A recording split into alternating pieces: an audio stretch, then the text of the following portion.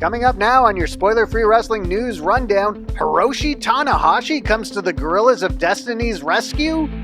We've also got all the news coming out of the New Japan Cup matches on Sunday and Monday, and we've also got news from elsewhere around the wrestling world.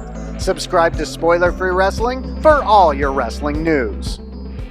The Guerrillas of Destiny got a little backup on Sunday and Monday's shows on the New Japan Cup Tour. It didn't really change the results much, however, as Bullet Club picked up another 2 straight over them in multi-person tag matches. Both tag matches on Sunday and Monday resembled massive street fights more than wrestling matches, with a lot of brawling around ringside and not a lot of abiding by the rules.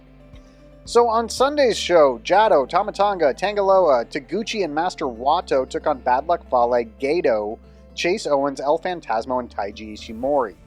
The finish on Sunday's show saw Jado and Chase Owens alone in the ring together, with everyone else fighting on the outside. With the referee distracted, Gado then entered the ring and hit Jado with a pair of brass knuckles.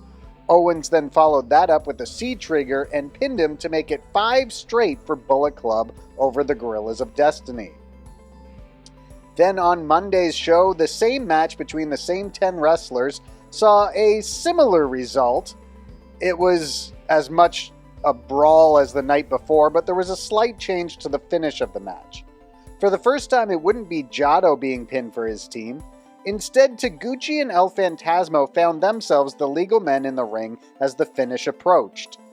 Gado came in and looked to hit Taguchi with brass knuckles, but the referee stopped him.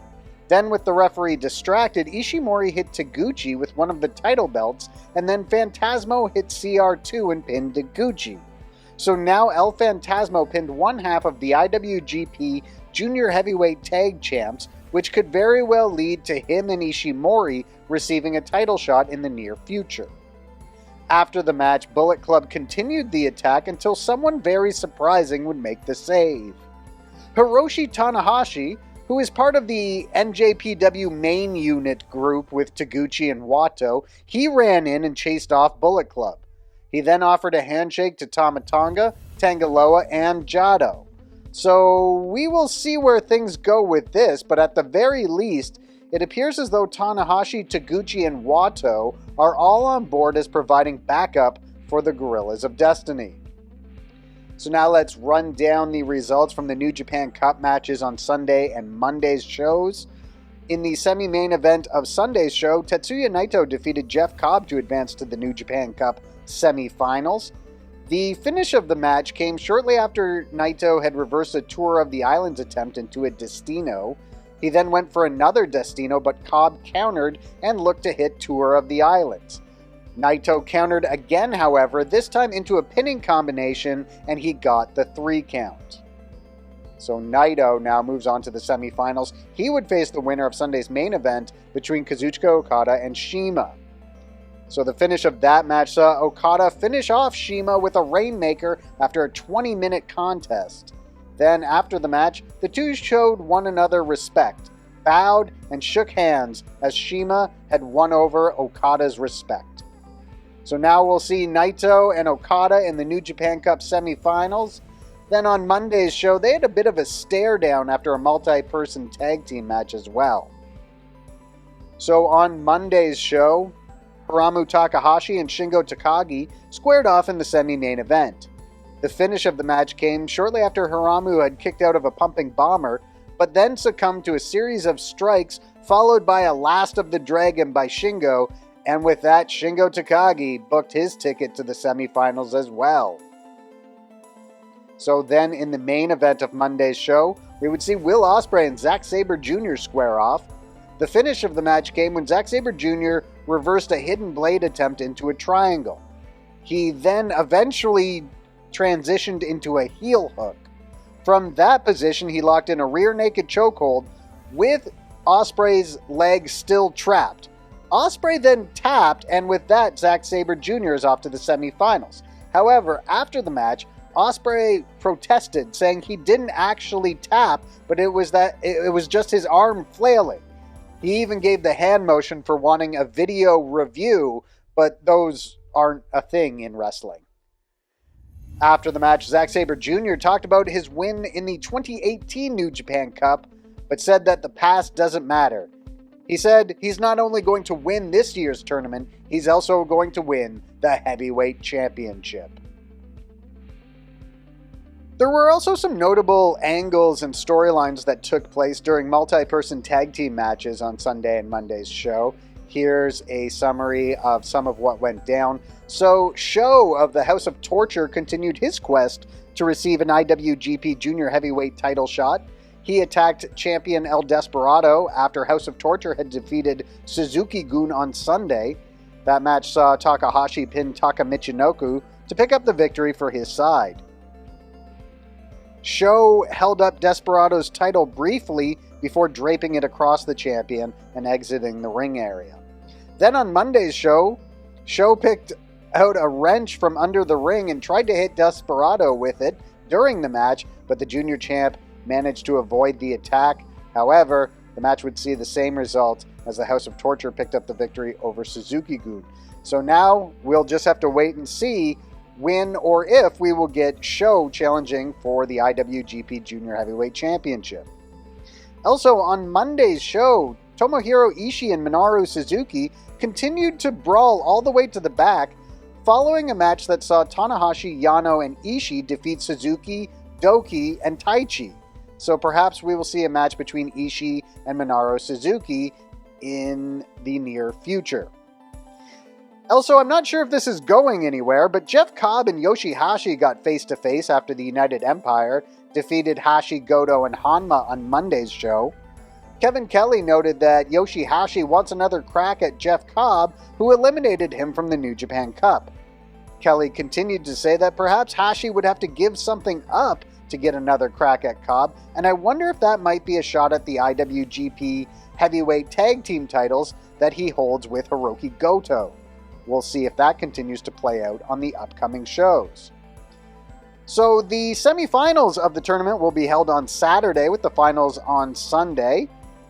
As of this recording, no other matches have been announced for the show, but they likely will be revealed sometime this week. I wanted to point this out because we didn't in previous videos, but last week on the New Japan Cup Tour, El Phantasmo had some tributes to Scott Hall, who unfortunately passed away recently. El Phantasmo had his light up jacket give a tribute to Scott Hall, both NWO Wolfpack, and also he had the purple and yellow for the bad guy Razor Ramon. So El Phantasmo paid tribute to Scott Hall's recent passing. On Sunday, DDT held its 25th anniversary show from Tokyo, and during the show it was revealed that the promotion has formed a working agreement with All Elite Wrestling.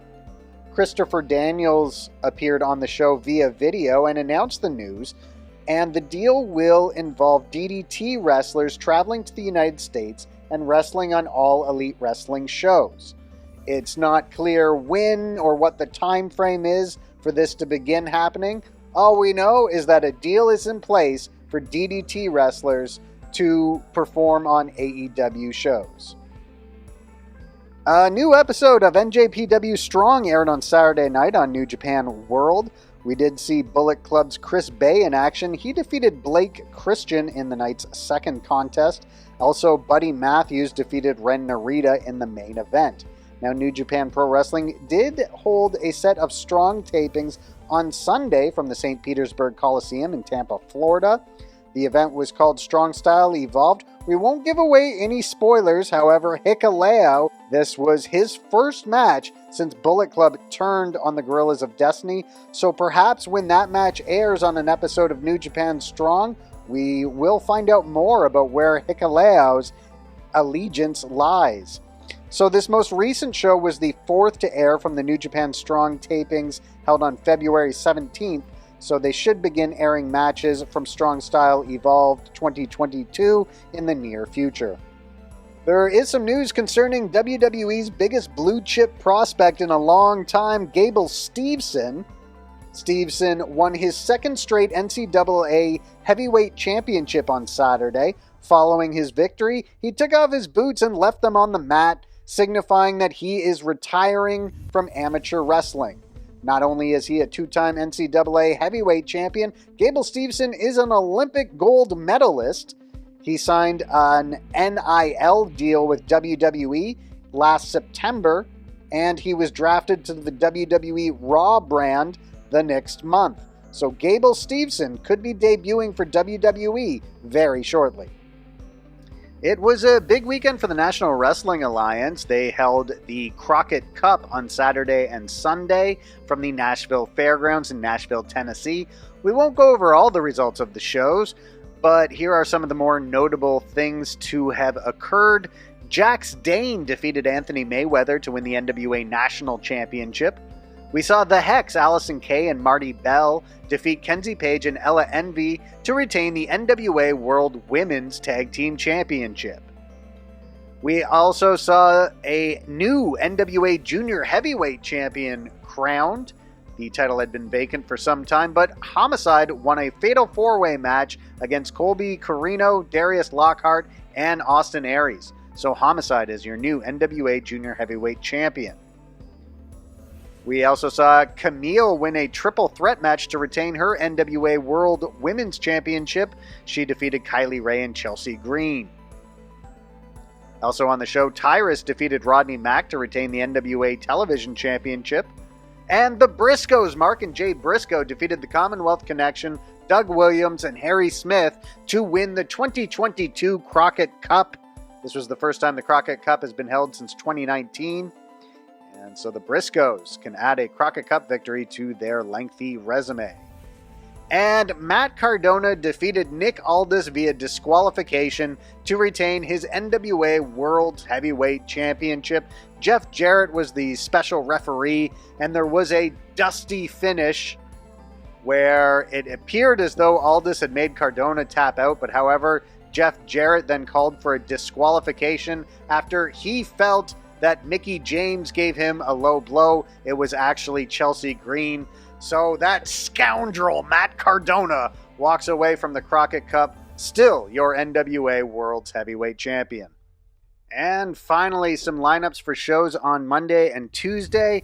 WWE will be hosting an episode of Raw from the Allstate Arena in Rosemont, Illinois. 2 matches have been announced for the show. We will see the former Prince Devitt, the current United States Champion Finn Balor, face off against Austin Theory. We will also see a non-titled tag team match as Alpha Academy, Chad Gable and Otis, take on RK Bro, Randy Orton, and Riddle. That then takes us to Tuesday when WWE will present a show from the Performance Center in Orlando, Florida, NXT 2.0. Here are the matches that are scheduled for that show. In the finals of the Women's Dusty Rhodes Tag Team Classic, we'll see Wendy Chu and Dakota Kai take on Io Shirai and Kaylee Ray. We'll see the Creed brothers take on the Grizzled Young Veterans. We'll see Solo Sikoa take on Roderick Strong in a stand-and-deliver North American Championship qualifying match. And in another North American Championship qualifying match, Grayson Waller will take on A-Kid. And with that, you're completely up to date on everything making headlines in the world of professional wrestling. Subscribe to Spoiler Free Wrestling for all your wrestling news.